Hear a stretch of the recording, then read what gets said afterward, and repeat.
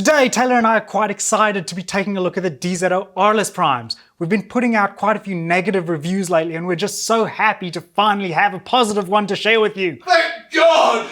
Stick around and we'll tell you all about it.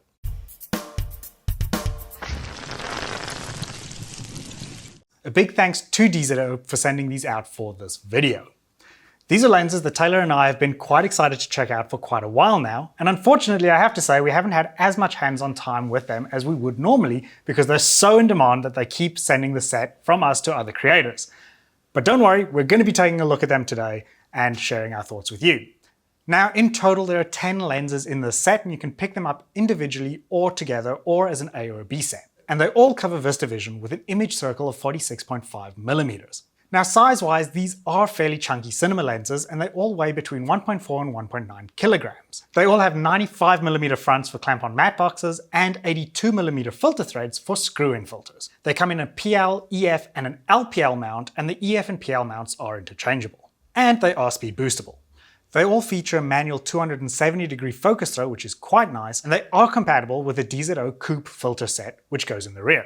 Now in terms of image, these lenses do look similar to the Thighpox that we reviewed recently on the channel, but they do have much better performance, which you probably expect given the size and weight difference. And we think that is pretty cool because it means that you might be able to pick up the Thighpox as a B camera or a gimbal set to accompany these lenses. Character-wise, we see a very sharp and controlled image with ghosting, chromatic aberration, and focus breathing all very well controlled. Lens flares are not distracting, but they are quite pretty. And they're all very fast so they can get you very creamy out of focus areas. And in short, we probably would say that these are a direct competitor to the Vista Primes. They've got a very similar look, very similar build and size, except they are much cheaper. And something that we really want to commend DZO on here is that they've brought out a very wide range of lenses all in one go, including your normal ranges and your wide-angle lenses like the 14mm, as well as some odd lenses like the 40mm and your tighter lenses. Now I do want to talk a little bit about our opinion on these lenses. Again, opinion. Lens choice is subjective and it will also depend on the project that you're shooting, what type of lens you're going to lean towards. Now, it is worth noting that both Taylor and myself probably prefer lenses with a little bit more character than these. But we will say that clean lenses are hands down the most popular lenses at the moment, especially for commercial work. We see a lot more people gravitating towards clean lenses that they're going to be able to dirty up in post, than going for dirty lenses that they might not be happy with every time. And the fact that these perform very well and are reasonably affordable for owner-operators is a really good thing, and we think a lot of people are going to like them. In fact, I would go as far as to say that I would prefer a really clean set of lenses that does that really well at a good price point than a set of lenses that has kind of got character but doesn't quite nail it. Something worth mentioning that both Taylor and I really adore about these is that most of the lenses are very fast given their focal length compared to other brands. Now on either end, some of the lenses are a little bit slower, but just think about this. There's a 14mm in this kit that's a T1.9 and it covers Vista Vision. That's crazy, especially for this price point. It's absolutely insane. And this is all really worth mentioning because most of the time when you're designing budget lenses, they do have to compromise somewhere, and normally that's going to be in lens speed.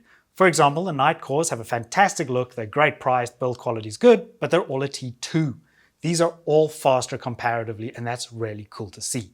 Let's talk about the lens caps quickly, because something that we have found with various lenses is that the PL lens caps can sometimes be a little bit fiddly. These on the other hand are fantastic, and I'm considering picking up a few extras for my other lens sets. But we are unfortunately a little bit disappointed in comparison with the plastic front caps. These could probably be a little bit better. They're a bit loosey-goosey and they just kind of slide off. They don't leave you with a lot of confidence and the plastic feels quite cheap.